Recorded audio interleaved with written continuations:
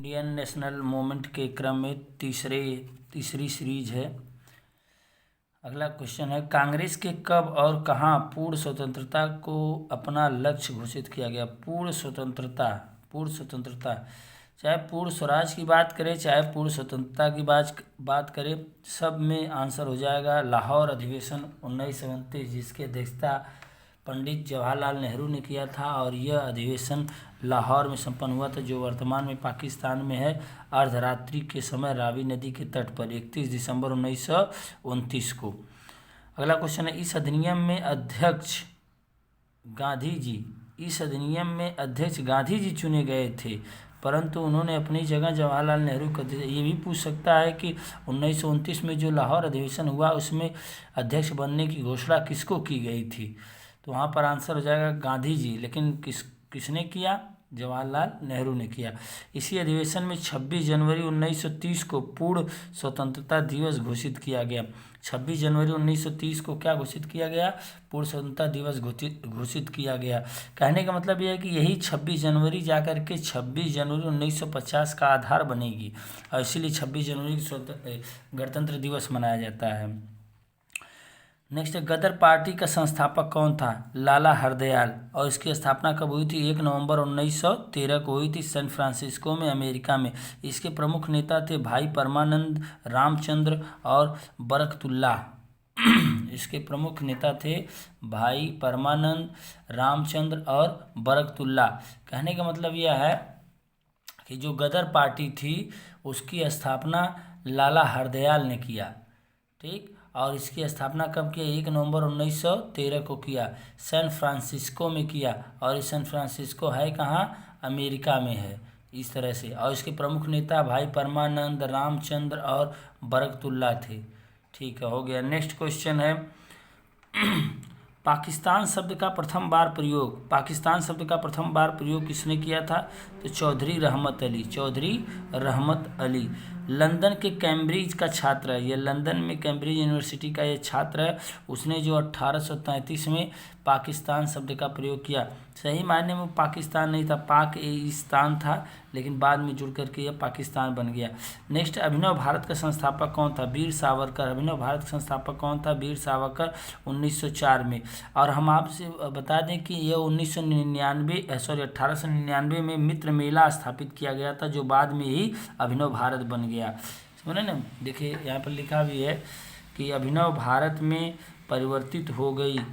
1899 में मित्र मेला स्थापित किया गया था, जो बाद में अभिनव भारत में परिवर्तित हो गई, ठीक। अब अगला है साइमन कमीशन भारत में कब आया भारत में? तो 1928 में। और गठन कब किया गया था? 1927 में किया गया था। कहाँ आया? मुंबई में आया। कब आया? 13 फरवरी को आया, ठीक ना।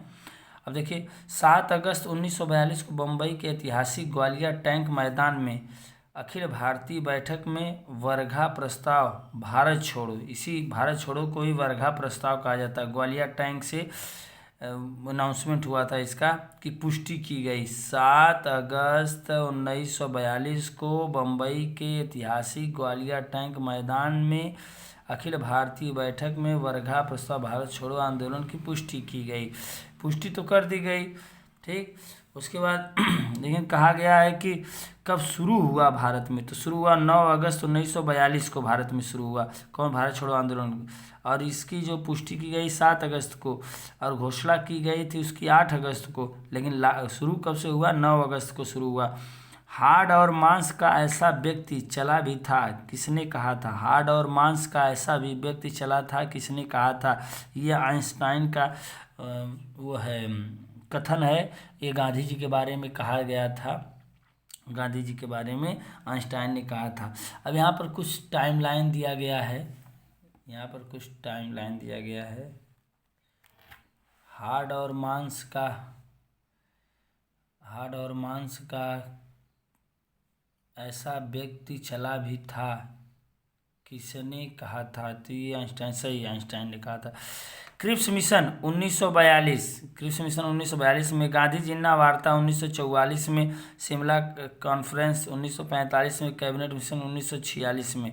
दो तो जरूर याद होगा, एक 1942 का कैबिनेट क्रिप्स मिशन और 1946 का कैबिनेट मिशन, और थोड़ा सा बीच में जो है 44 और 45। 44 में गांधी जिन्ना वार्ता हुआ है, 45 में शिमला समझौता हुआ है, लेकिन जब पूना पैक्ट की बात करेगा तो 1932 में आ जाएगा। देखिए अगला है नेहरू। नेहरू की अंतरिम रहना चाहिए था। नेहरू की अंतरिम सरकार के वित्त मंत्री का नाम था लियाकत अली खां। 21 अक्टूबर 1943 सुभाष चंद्र बोस ने स्वतंत्र भारत की अस्थाई सरकार की स्थापना कहाँ पर की थी? तो सिंगापुर में की थी। अस्थाई सरकार की स्थापना किया था 1943 में, ठीक ना, क्योंकि वह 1939 के विवाद के बाद कांग्रेस को छोड़ करके चले गए थे और हिंद महाफौज में सैनिक के रूप में कार्य करने लगे थे। धन्यवाद।